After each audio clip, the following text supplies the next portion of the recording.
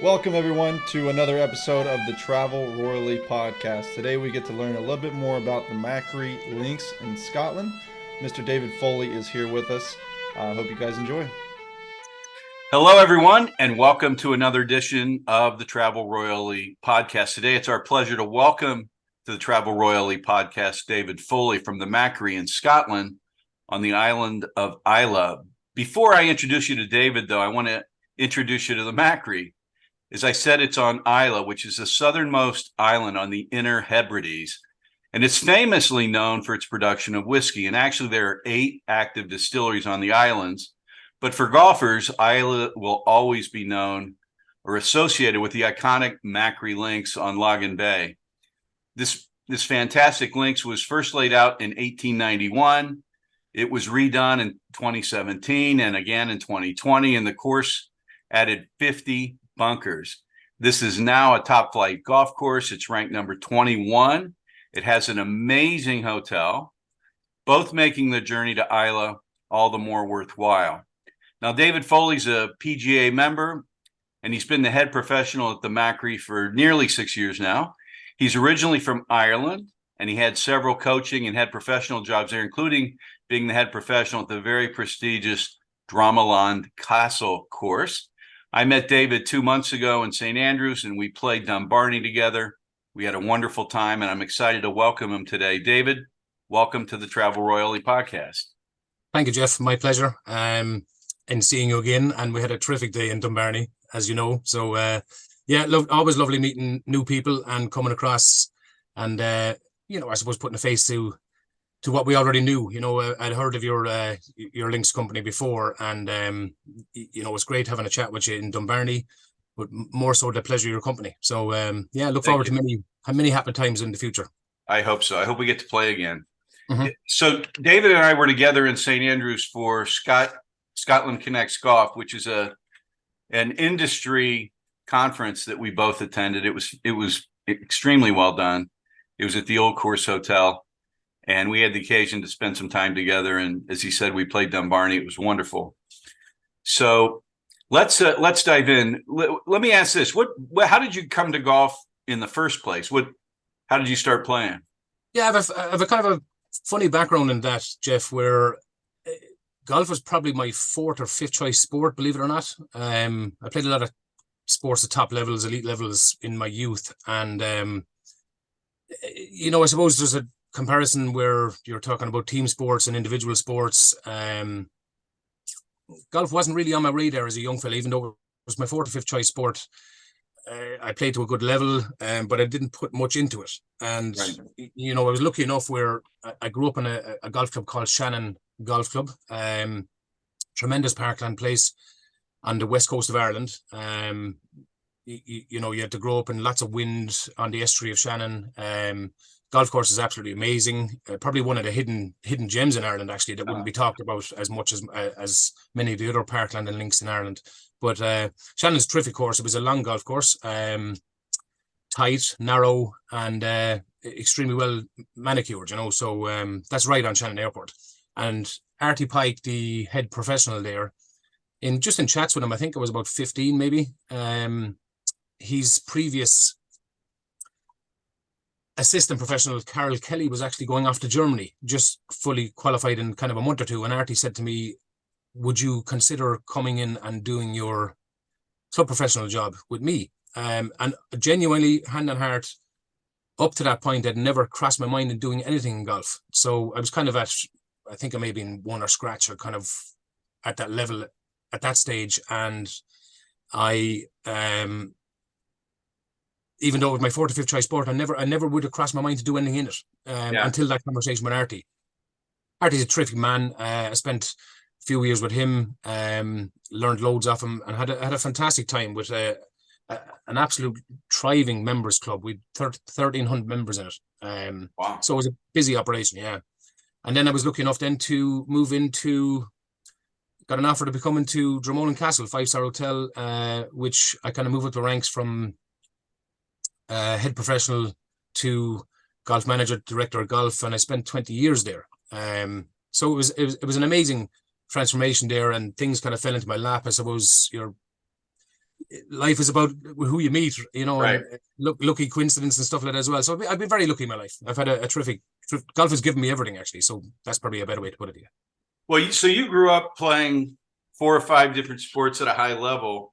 What was it like, playing golf in Ireland? I think a lot of people associate Irish golf with links golf, and you were fortunate that you had not only Shannon to play, but nearby you had links like Connemara, Lahinch, Ballybunion, Waterville, not too far.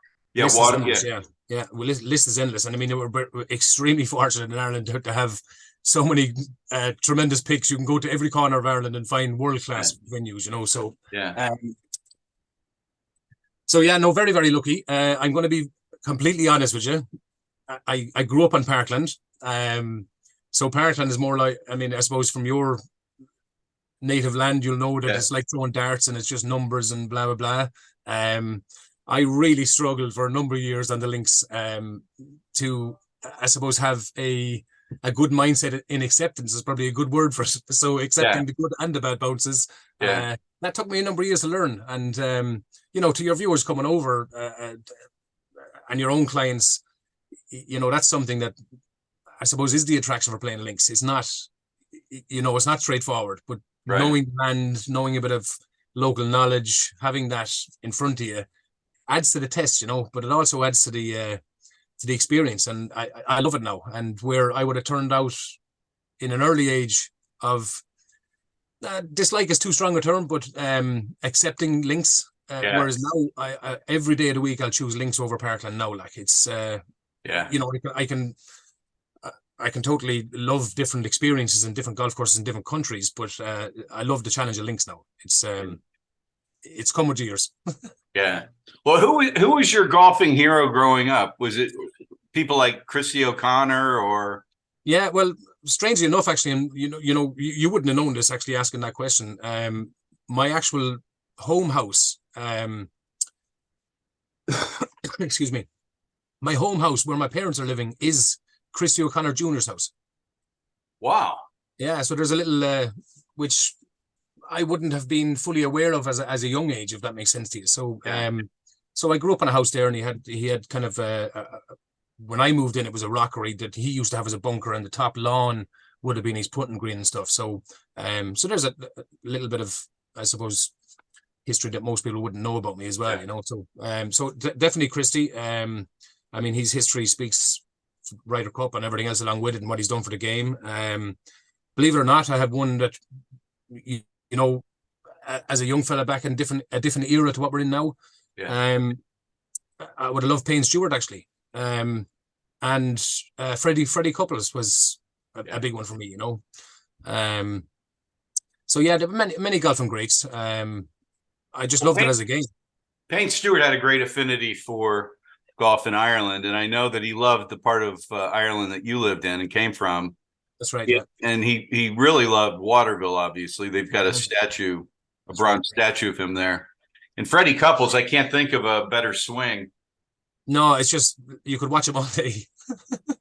He's never in a hurry, right? He's like, and his attitude. I think his whole aura is just special, actually. Yeah. Yeah. Well, I've got an affinity that you wouldn't have known for Irish golfers. I mean, I like Seamus Power. Padraig Harrington's is my top favorite. Paul McGinley, Shane Lowry. I love watching all those guys play. I love hearing them talk. I love the way that they play. Watching Shane Lowry win the Open up north at Portrush was unbelievable. That's like a fairy tale. You couldn't. No, you can't script that. You can't write it. And I suppose just being an Irishman, like it's one thing the Irish are kind of known for. And I suppose that's kind of, even though we'll get into that a little bit later, the very, very similar countries as Scotland and Ireland, but definitely in a sports environment, if anybody's doing well, I mean, you take Katie Taylor at the moment the whole country will get behind him. So when Shane Lowry won, I mean, the whole country obviously is behind him as well. I mean, you talk about Padraig Harrington when he came on tour first, predominantly kind of wouldn't have been known as the best striker, but worked on it. Yeah. And he's a tedious worker, as you know. I had the privilege of spending a bit of time with Padraig over the years and playing with him a couple of times. And just a little nugget you get off him. He just is. I don't even think you can use enough words for Padraig Harrington and what he does, gives the game, how much he puts into it, how much he works at it. I mean, there's been numerous competitions where he's missed a cut and he's still the last one in the range on Sunday evenings, as you well know. So, what suggestions would you have for Padraig to improve to get to my level? I don't think that's ever achievable. Stop playing for 10 years. Poke your eyes out. I don't know what else you'd have to do. But you know what? We left off someone that's really hot right now. Leona Maguire is on fire, isn't she? Incredible, yeah. And she comes from a tremendous golf course, actually, is Steve Russell. Beautiful spot. Leona is unbelievable. So, we're so lucky in Ireland. It's a small country, but we have tremendous people at the forefront in loads of sports. But Leona is incredible, yeah. And I've no doubt she's a future world number one, Yeah, I agree. Her sister was quite good. They played together at Lisa, University, and I think her sister's her agent, if I'm not mistaken. That's correct, yeah. So that begs the question: how did an Irish lad make it to Scotland? Well, I suppose, cut a long story short, but I was very lucky in Dromoland. I spent 20 years as director of golf there. Met the absolute world there. I mean, with lots of your presidents stay with us, list of celebrities. So, I mean, I met everybody over the years. There was great. And I was very happy, very settled. 20 years there. I was 15 years a GUI coach as well, Golf Union of Ireland. Right. So I didn't have any need to go anywhere. And I got a call out of the blue by Rod Park, who's a fellow PGA professional golf consultant as well. He rang me in March 2018 and said, would I consider coming across to Machrie Links? And I said, where is it? And he said, Islay. And I said, where is that? So I'll hold my hands up. I'd never heard of it, unfortunately. I know it's a famous island for whiskey. So I came across and met the owners and genuinely just fell in love with it. Like, people at home were asking me, what are you doing going to an island off the west coast of Scotland? You're having a midlife crisis, mental breakdown, what's going on? I said, you've got to come and see this place. Is absolute magic. I have enough words to describe how good this place is. I'm so lucky to have such a supportive owners in Gavin and Sue. The place is absolutely incredible. And I know, look, we had brief chats when we met a month ago, but there's lots of differences and comparisons to where I'm from home as well, and from Scottish and Irish links and bits and pieces as well, But I got the phone call in March, Jeff, and I was here in May, believe it or not, that quick. Wow. Well, if you've got doubts of why you would want to travel there, for those that are listening or watching, look behind me. It's just gorgeous, right? Oh, the place is incredible, yeah, absolutely incredible. So yeah, I genuinely fell in love with it. I think from a personal point of view, an overall point of view, obviously, I had to love what I was moving to. But from a personal point of view, in my profession, I suppose, there's so many different hats and variances in your job. But, if you move from golf club to golf club, facility to facility, everything's already done. You put a little stamp on it, whereas this was from scratch. To be involved with something like that. Talk about that for a minute, because you got there right around the major renovation in 2017, correct? Were you there before or after? Or during? I came in May 2018, and we opened the doors in September 2018. Okay. So when I came over, the actual hotel and building was just a shell. So they were putting all the finishing touches on it. The golf course had been worked on for a number of years prior to that. Gavin and Sue had bought it in 2011 and 12. The first few years they had some issues with the peaty water, and that took a few years to sort out. And there's lots of famous stories and history associated with the place that, we could talk for days about that. But it took them a number of years to kind of get that in operation. And then the redesign, obviously, was then with DJ Russell, who's a winner on the European Tour. He was vice captain to Ian Woosnam in the Ryder Cup in the K Club in 2006, and that was done with Edinburgh Landscaping, and all under the watchful eye of Dean Muir, our golf manager here as well, who, like anything, when you're moving, it has to be done with the right people. And I think the right people have to be in the right place as well, and Dean Muir was in Muirfield for 17 years prior to coming here. So Dean is still in, Dean was here probably 9 years now. So he was here maybe 2 or 3 years before I arrived. And it's been an absolute privilege working with him, for him, over the last few years. And what's been achieved here in the last number of years has been, gives you a great sense of pride to be involved in it, Well, for people that don't fully understand Scottish golf, if you're the head greenkeeper at Muirfield, that course is recognized around Great Britain and Ireland as being in the finest condition all year round. There's never a blade of grass. Well, they've got grass out of place, but it's in the rough. Everything in the mown areas is spectacular, right? So that's quite an honor to have him there, I'm sure. Correct. So you never got to play the course before it was redone then, correct? No, I'd kind of look at that as a little bit of a negative for my job. Obviously you can do as much research as you like, see some videos and some pictures, and but predominantly the old Machrie here was famous for 17 blind holes. Now I'm going to use a little bit of my own personal opinion on this too, so please don't take it the wrong way, but I don't mind 1 or 2 blind shots and links. I think it adds character, but 17 blind holes is probably quite a few too many more for me that I'd like. But still, as a negative to my job, I would have liked to have played it. So the old Machrie was kind of famous for that. Willie Campbell designed it back in 1891. Place is loaded with history. The biggest money match of all time took place in 1901. James Braid, Harry Varden. That was for £100 actually, which is the biggest monetary match in the world at that time. And there's loads of history throughout the years after that. But, I suppose a little bit of a crime in my mind too would be that the whole place was locked into dunes, blind shots. The vistas here are just absolutely special. Yeah. You won't get much better anywhere in the world, no matter where you travel. So the setting for the golf course, now that it's been changed, is phenomenal. And the feedback has been phenomenal on it as well, Well, it rose very quickly to 21 in Scotland, which is just phenomenal.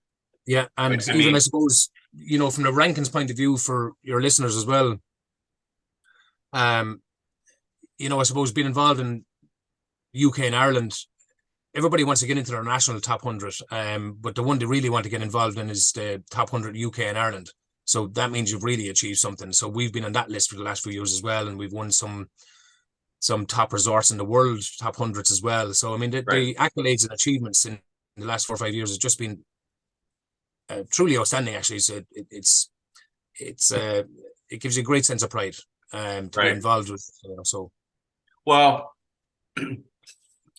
I'm happy that you guys you're in the top 100 and that you're in the top, you're top 25 in Scotland. There's been a big controversy over here over the weekend with rankings for American football in college. One team that played the season undefeated got left out of like the championship round. Their fans are upset. Fans across America are upset because the rankings, as much as they try to make them objective, it becomes subjective, right? So of course that you might, in this case, the selection committee chose a different team than them. In the case of golf courses, there's a lot of subjectivity, right? Like I've played more golf in Scotland than you have at this point. I know over time you'll catch up to me, but there are courses like Fortrose and Rosemarkie. Have you played there? No, not yet. Okay. That is, it's probably in the top 50 in Scotland. It's not in the top 100 in Great Britain and Ireland, but I don't remember having more fun on a golf course than I did there. Same with Cullen. Those two courses are like, they're quirky, they're short, but they're fun, right? I mean, just fun. And I think, Dumbarnie is fun. It's wide open, right? I mean, it's demanding enough for someone like you that's a pro, They're tempting areas where should I go, take the shortcut? Should I go the long way? For people like me, I don't think I lost a ball. Maybe I don't think I lost a ball all day.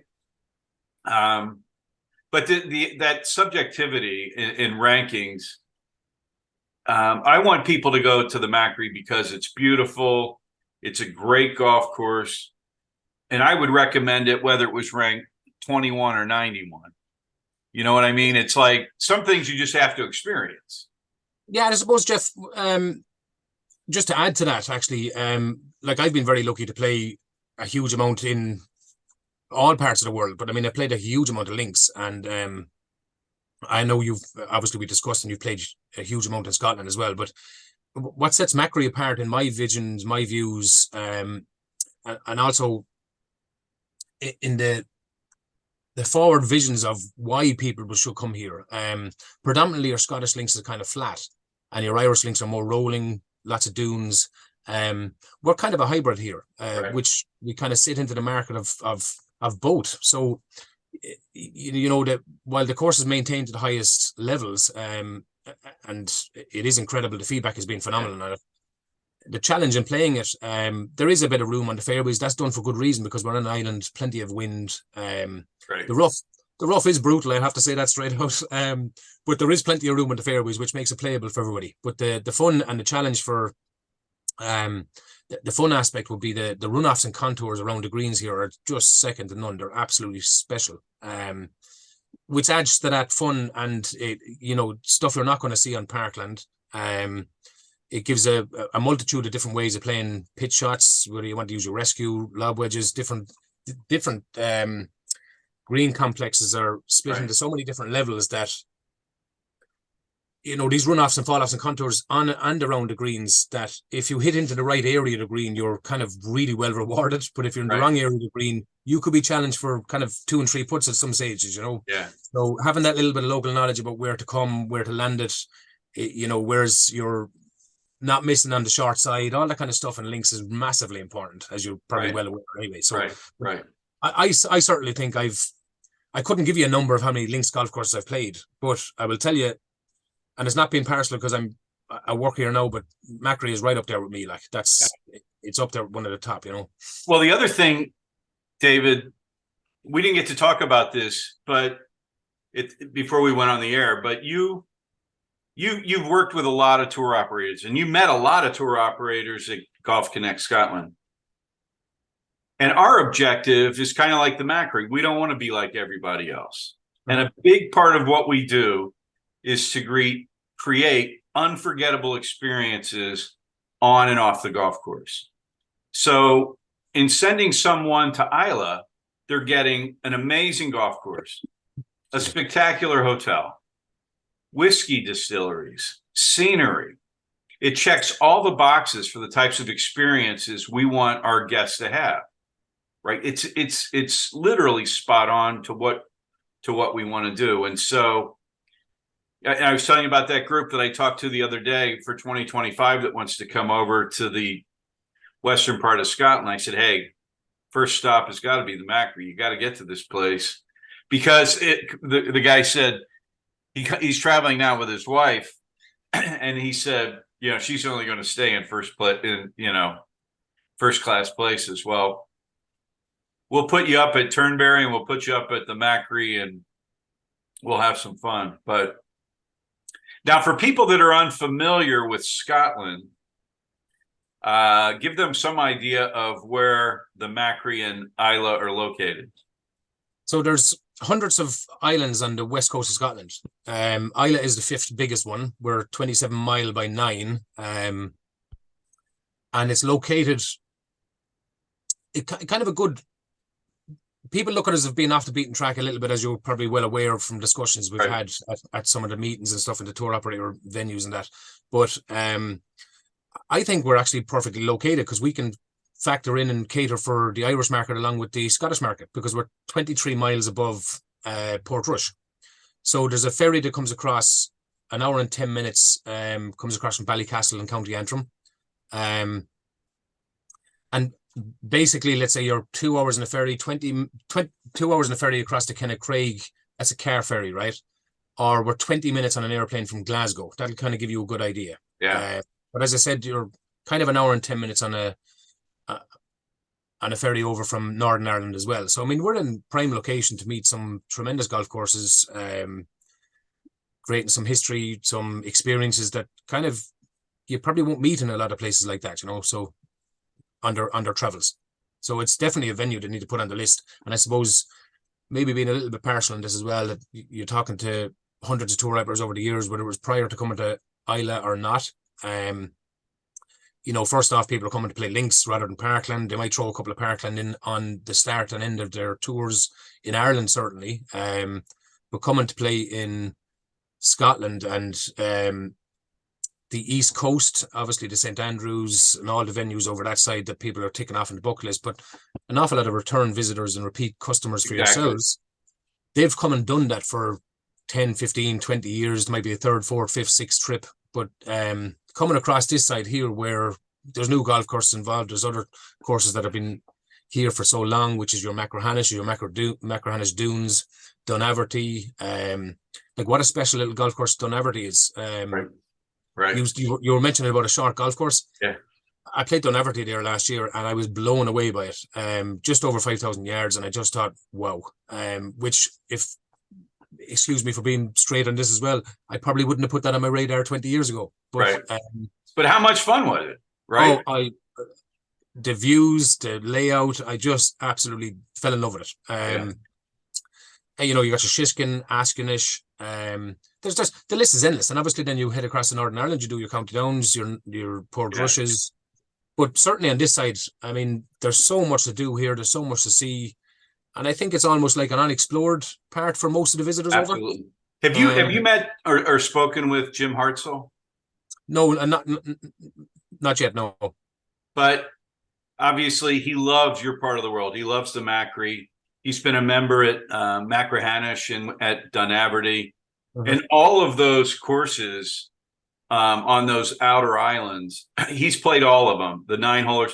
And those are his favorite courses in the world. Your courses out there are where he wants to play. And he's exposing people to that. I mean, between him and No Laying Up, they put Dunaverty on the map, at least with North Americans, right? That's right. But I can't wait to get people over there. Now, how many members do you have at the Machrie? We have 501 members.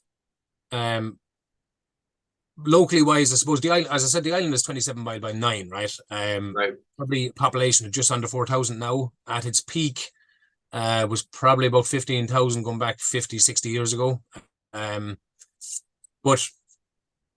with 501 members, probably a couple of hundred of those are from the island, completely residential here. And they talk about country members, but everybody's overseas to us because we're islands. Yeah, exactly. And how many visitor rounds do you get? Obviously, part of the job obviously is stats and figures and bits and pieces like that. So we were starting from scratch September 2018. We had our first year 2019, and then COVID obviously hit. So visitor rounds weren't brilliant for those kind of couple of years because obviously there was no visitors and no travel. But last year we had just under 4,000, and we matched it again this year. So just over. We surpassed 10,000 rounds this year, but that's obviously including member rounds. But for an island, that's pretty decent. 4,000 visitor rounds is a lot. I mean, when I think about that, I think about the impact that the Machrie is having on the economy of Islay. If you're attracting 4,000 people, right, they're paying to come over on the ferry or fly there. They're staying several nights in a hotel. They're spending money in restaurants and pubs and at distilleries, and obviously it's having a huge economic impact. So correct, but it's a I suppose this is my own ignorance too when I first came over too, but it's a massively wealthy island as it is anyway. It stands alone with the 9 distilleries and a couple of gins. By 2025 we're going to have 12 distilleries, believe it or not. But it's such a worldwide demographic here. Predominantly in Ireland you would have a huge amount of North Americans traveling for links and that, but here opens a little bit more of a demographic, and I would see that kind of visitor rounds growing over the next few years because we get a worldwide audience here for the whiskey. Right. And that's probably a good way to put it here. So presently they kind of get just under 500,000 visitors a year just for whiskey here. So, I mean, look, whiskey and golf kind of is most people's idea of heaven. So you can't get any better than here, you know. Yeah. And the facilities here, which kind of an under talked about thing here, we have everything on site. So we've Hebrides putting green, full range, TrackMan, you know, an 80-yard short game area, a couple of greens. We have a 6-hole par 3 wee course, is all based on the history here as well. And that is, honestly, I think that's the best thing I've ever seen, because people go in there and they don't want to ever come out. So that 6-hole par 3 is, we 4 different routes we use on it. But you can be kind of used in any direction. We can cut it off for different groups. If you're over, we can set them in for different courses, different formats, and it's all interchangeable from 50 yards to 230. So it's an incredible option for people if they want to do it pre-dinner, let's say after their game of golf in the morning, or even as a warm-up before their game of golf. So it's just, and you know, it attracts new players to the game. It's a nice way to start, a bit of practice, get you used to a bit of golf before you go and play the main 18 holes in that, you know. So the facilities are incredible here, and the hotel, honestly, you know, it's set up as a 4-star, but in my mind, it's kind of 5-star facilities. The hotel is just incredible. It used to be a 12-bed farmhouse. How many rooms are in the hotel? Do you know? We're now 47. So 47-room hotel. But just the interior here, and I think that's kind of almost the biggest kind of wow factor for our guests, is that they come and they see the kind of whitewash building. As you're coming up the driveway is 1.2K, and you're kind of looking at this building set, which looks fantastic, and it fits into the landscape. And then you come inside and it's just an absolute blown away wow factor by all the guests of how kind of it's just been designed inside. And that's the great thing, I suppose, about having our owners too. Like Sue was extremely involved, heavily involved, hands-on in everything interior, and Gavin was extremely hands-on in the golf course. So a match made in heaven there as well, you know. So and that's merged over the years as well. Sue was a non-golfer when I first came over, probably doing an injustice. She'd hit a ball before, but not really fell in love with it. She absolutely loves it now, so she plays quite a bit now, which is great. And you're teaching her? I have had a couple of lessons with her, yeah. We managed to get her into it. There you go. So no, it's been good. God bless her. This is all I can say. God bless her. Well, that was a conversation at the start where she kind of said she wasn't really a golfer, didn't really want to play, and I said we'll change that over time. So she's fallen in love with it, which is fantastic, you know. So excellent. Now, what can North Americans, our guests, expect when they arrive at the Machrie? Well, kind of divisions, I suppose. That's kind of something I truly enjoyed talking about when I first came over too. Divisions of the owners and everybody else involved here, Dean, the golf manager, and stuff like that as well, about the future here. And our idea here is that, you know, I obviously come from a 5-star service background, and that is important for your guests. And my mantra is, it's all about the guest. If the guest is happy, then we've done our job. That's as simple as that. In my mind, there's no such thing as no. There's always solutions. And whatever's asked, we can kind of come across and do whatever's needed for anybody. So we want to make everybody's trip as special as it can be. But on top of that, I mean, if you're talking about a 5-star place, obviously people might be passing on the mainland.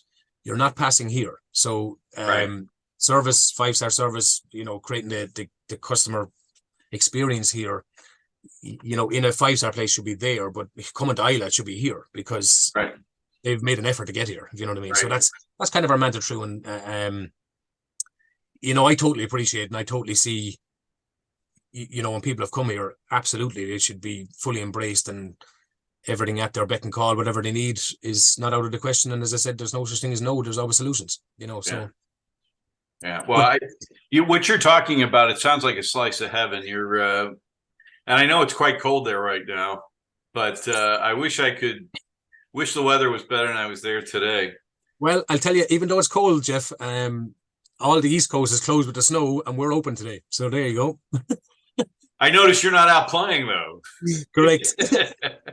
I had a much better proposition than talking to you. Yeah, exactly. So I love the idea that the people, when they get there, are going to have this amazing experience. And I think your background is, coming from Dromelon, is ideally suited to providing that 5-star experience. That's exactly what we're looking for. And that's what builds loyalty with our clients, but gets return visitors for you as well, obviously. And I'll also tell you, just even for yourself, Jeff, and going forward as well. And I suppose that's something I'm very passionate, and I took a lot of pride in what I do. And whatever I'm at, I'm all in. And I'm only one spoke in the wheel, obviously, of what's here in Machrie, but it's a pleasure to be involved with such a small team, and we all have the same visions of where we want to get to. But even from the owner's point of view and ourselves, we never want this to be churn in and churn out. We want to make sure that the customers are looked after. So I suppose, look, as I said, we've just passed the 10,000 rounds. Where we'd like to ideally see it is kind of somewhere between 12 and 15, and make sure that everybody's looked after correctly, so it's not churn in and churn out. And that's something, as long as those values are kind of held, that's something I'd pride myself on, and making sure that everybody's looked after correctly, But the place is just, I can't put enough words on how special this place is. I didn't move my whole life over here from where I was without being invested in any way. As I said, we're so lucky to have the support of owners that we have, and we sit at the end of every year. I know we discussed this a little bit in Dunbarney, that it's nice to be part of that too, that conversation with Dean, the golf manager, myself, whoever has the 4 or 5 of us that will have a conversation at the end of the year. How do we become better? What do we keep? What do we get rid of? How do we keep the consistent stuff? How do we evolve? So when I first came over, there was 5 bunkers on it, which is kind of unheard of for links. Right. Played it once and didn't miss them, which was really weird. But that's because of, as I said to you, that kind of layout and the holes and the runoffs and contours. It was such fun, And the challenge, I suppose, the challenge to a lower handicapper, or it's playable for every level, but the challenge to a lower handicapper is that you won't get near some of the flag positions unless you're at the correct side of the fairway. So, that's even bringing it a little bit to St. Andrews, I suppose, and people love it. The history and the golf course is special there. But people are divided on opinions of how St. Andrews plays. But if you can't see that you need to be this side of a pin or come in from this angle, that's part of links, and that's the challenge. That's the experience. That's what makes it fun, So the back of 2019, there was 11 bunkers put in. The back of 2020 in winter, there was 37 new bunkers and 12 new tees to get it over 7,000 yards. This winter just passed. We've put in 6 new bunkers and then 3 new ones on the left-hand side of the 14th, which we're hugely lucky to have this purple header that we have in the golf courses in full bloom there in 2 or 3 months of the year. Yeah. Usually between July and kind of August. June, July, August, it just pops everywhere. It's purple header and it just looks amazing on the golf course. But that 14th hole there, par 3, just 3 bunkers popped into. So we're always kind of evolving and looking and seeing where we can make it better, make it more. Is there any work planned for this winter? Anything? We're kind of working a little bit on the greens, I suppose, this winter. This Poe and bent grass, we were toying with the idea of going back to fescue last year, so that's still in conversations. We're kind of in talks about maybe a halfway house, stuff like that as well. So all the time we're kind of in chats about going forward, making it better, making the guest experience better. How can we become better, if you know what I mean? So you should never sit in your laurels, and you should always try to improve. Right. Well, that just raised a question with me. You talked about always getting better, never standing still, ever evolving. What do you think about what the USGA and the RNA announced with the rollback of the golf ball? What's your personal take on that? I suppose maybe something had to be done, because a lot of golf courses are becoming obsolete with the lenties younger guys are hitting now. I suppose I have different feelings on it, to be just a short answer to you. I don't think it's going to affect the lower speed golfers as much as probably they're maybe feared of on initial thoughts. I suppose the faster you swing it, the more you're going to see a difference in it. And probably the fact that someone's swinging at 112 or 15 mile an hour and above is a very small percentage of the world's population of golf. Right. So they might see a massive difference in it, but your average club golfer that might be swinging at 100 mile an hour, how much of a difference are you going to see in the golf ball? Probably not that much, so. Right. Well, I think it's all linked to money. I think the golf ball companies may be looking at this the wrong way. Like, our quest is to give greater distance, but if they shifted their innovation thoughts to how to make the ball go straighter, how to make it the ball more durable, how to give it more spin or less spin, or these other, there are multiple ways to make a golf ball better. It doesn't just have to be about distance. Padraig Harrington has come out over the weekend and wrote in a thread of not articles, but blogs about how, hey, to your point, this is going to affect a very small portion of the population. And in actual fact, Jeff, he sorry for cutting across it, but just because you'd mentioned Padraig earlier as well, but I did see a few things on Padraig over the weekend as well. And I loved his comment when he said, when they changed the grooves and the V and the box grooves, and you probably read that as well, that it was only himself and Phil that was affecting. So nobody stood up and said anything. But when they changed the arm length putters, the anchored putters, there was so many of them affected that they all tried to get together, and he was kind of laughing about it, kind of saying, now you're getting involved because it's affecting you, if you know what I mean. So he says you've just got to get on with it, and that's it. But that's his attitude, so. Well, I go back to what you're saying. Like, you added, if the ball wasn't flying as far as it was, if those advances hadn't happened over the last 20 years, you wouldn't have had to move the tees back to 7,000 yards. Correct. And it's not just the cost of that, it's the cost of maintaining additional acreage.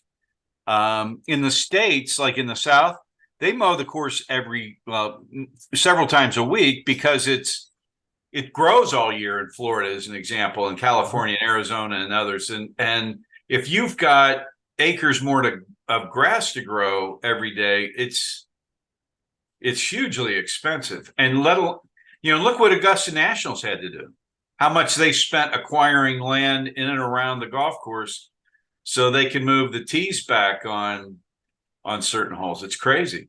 Yeah, and even take 13 there, actually, where they had to move it back that 50 yards or whatever it was. That's it. Yeah, that's literally crazy to see them. It's like they're hitting through a tunnel now. They're so far back into the. Yeah. So let's get back to Islay. What do you recommend doing off the golf course? What do a lot of your visitors do when they're not playing golf? Do you know what? Look, I'm extremely well traveled, and I've fallen in love with obviously the facility here, but not just the facility, the whole island. Scottish and Irish are extremely welcoming people. You'll meet no nicer than the Isle of people. The locals, they're fantastic.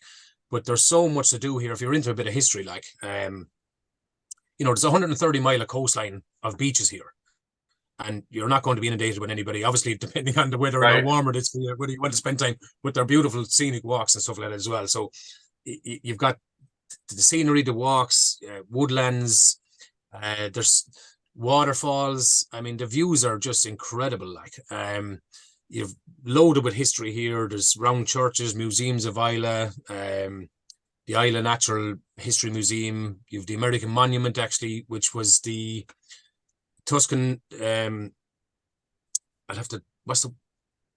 Tuscania, I think, is the name of the ship that was sunk there in 1918 by a torpedo, actually, which was coming from New Jersey to Liverpool, and there was like 230 soldiers unfortunately lost their lives just off Islay. Wow. And there's an unbelievable American monument there in kind of memory of that, and the walk up to there and the views up there are just absolutely special. But obviously, it came at a great loss to lots of people, and that happened just off the shores of Islay. So a lot of the dead ended up on Islay. The locals buried them, and some of the survivors, the locals, did what they could for them. And it's just, the whole island is just so much history. The views, the walks, the scenery, the wildlife. You've got like so much deer here, eagles, golden eagles, hen harriers. It's just, I can't oversell the place. And I mean, the most undersold part of the whole island, by the way, is the sunsets. The most incredible colors. I've been all over the world, and this is as good as you'll get. Genuine. Well, you mentioned. Well, you can see the sunset behind me too. But one thing, you mentioned was the shipwreck back in around 1918, just off the shores of Islay. In the club that I belong to, which is Murray, up in Lossiemouth near the RAF base, we've got a plaque on the wall of the clubhouse, and it names all of the young men who gave their lives in World War I. And it's not a short list. And it really rings home that people that played the golf course that I enjoy, right? Members died, right?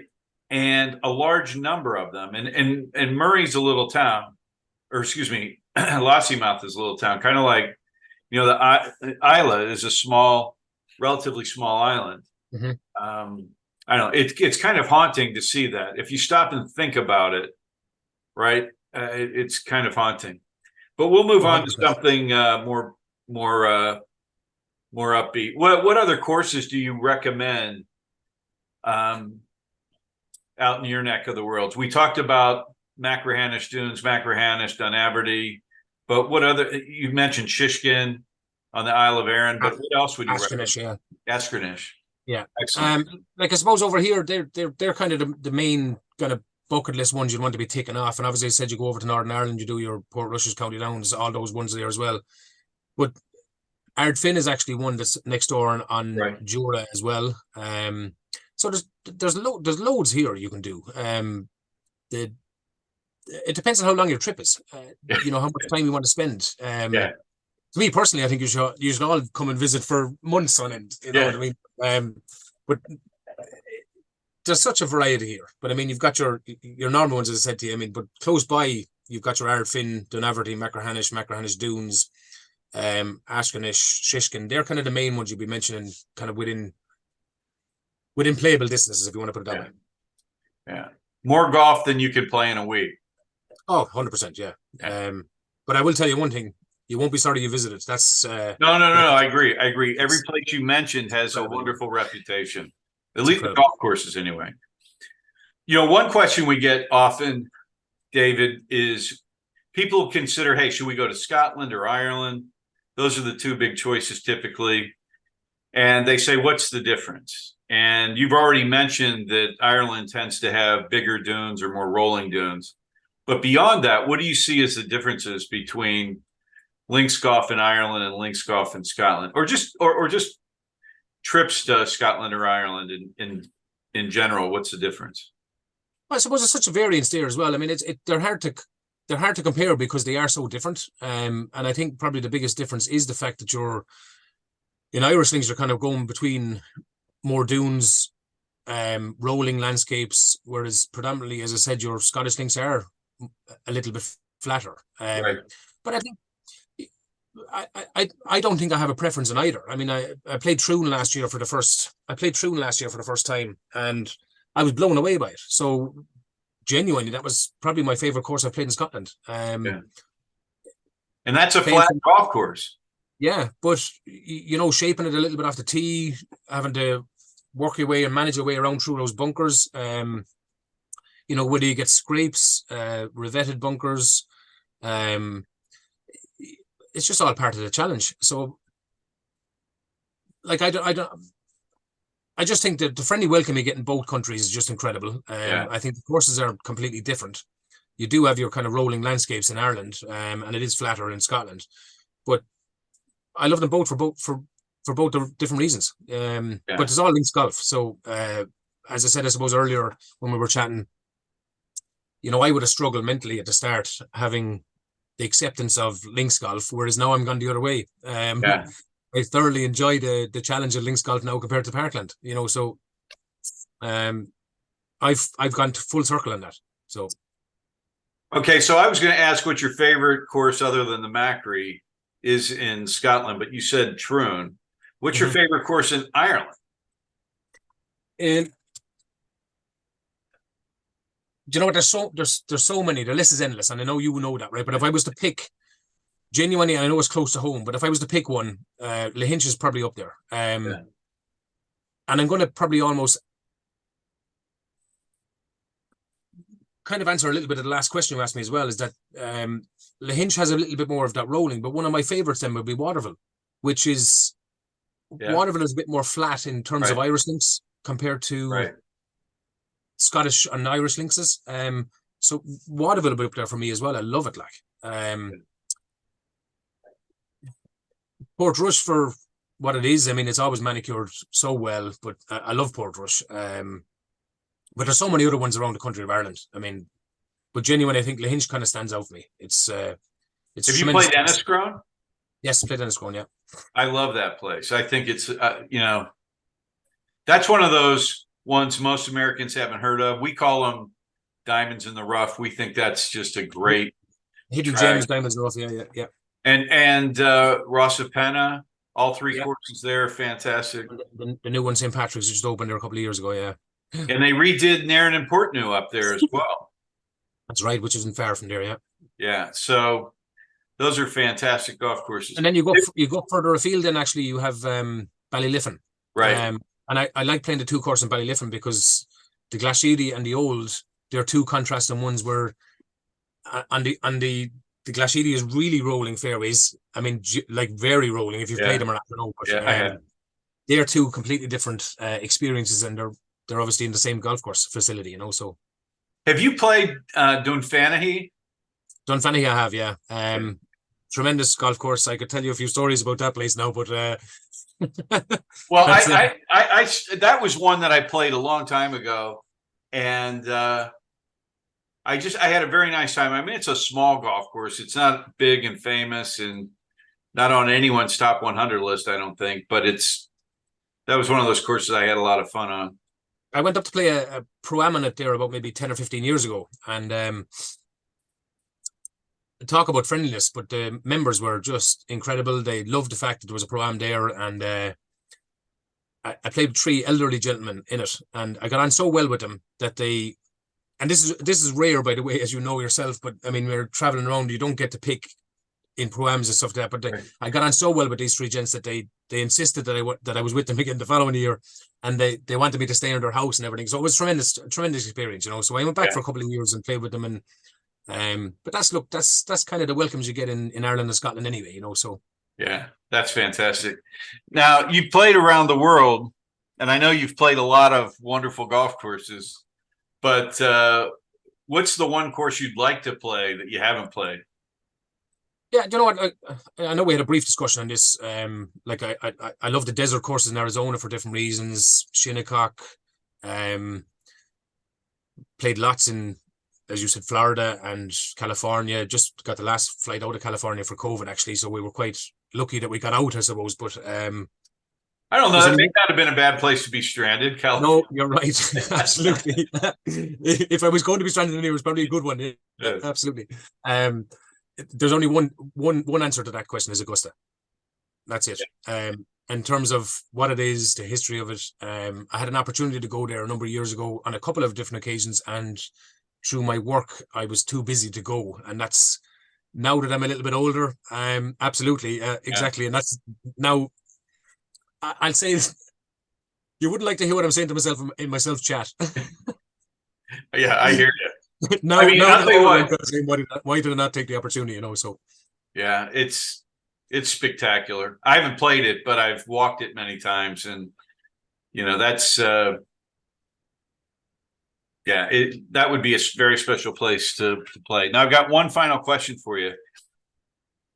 We get a lot of first-time visitors over there, so I wonder what advice you have for people coming over to Islay and the Machrie to play links golf for the first time. What advice would you have for them?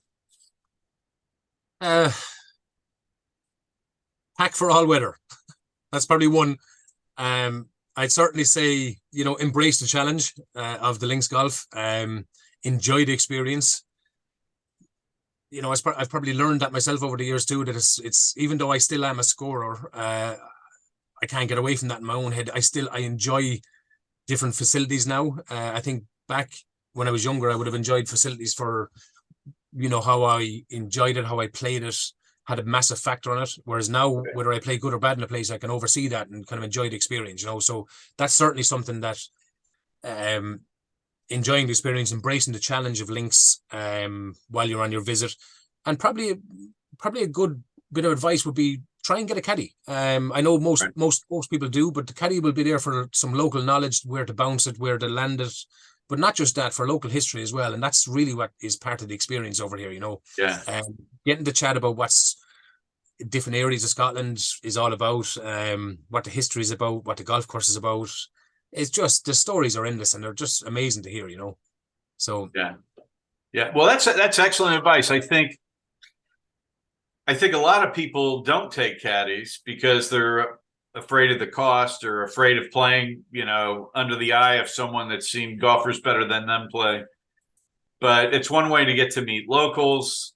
It really does improve your score that day because you know where to hit the ball, you know where to hit putts. Particularly putting is important, but that's wonderful advice. Yeah, I could do, and you know what, Jeff, I can totally appreciate where you're coming from, where people would have that kind of hesitant about taking a caddy because they're kind of fearful of having a stranger with them. But it's the ambience, it's the experience that's created with the caddy. It's nothing to do with whether they can golf or not. And you know what, if they didn't want a single one, possibly get a 4 caddy between 2, 3 or 4 people. That curtails the cost a little bit too, if they were worried about cost. But it's just the overall experience that caddy will bring to you. It just ups the experience. Yeah, absolutely. Agree 100%. Well, David, that concludes our time. You've been a wonderful guest. Thank you for investing your time with us. This hour has gone by very quickly, and we really appreciate it. Thank you so much. Jeff, my absolute pleasure. And listen, I suppose right back at you. It's my pleasure to just chat with you again. And I hope to meet many of your customers, your clients in the future here, and look forward to building a fantastic relationship going forward with you. It's been an absolute pleasure knowing you so far, and a couple of meetings we've had. And thank you for your time in discussing the Machrie today. Hey, it's my pleasure. We'll talk to you soon, I hope. Take care. Thank you, Jeff. Take care.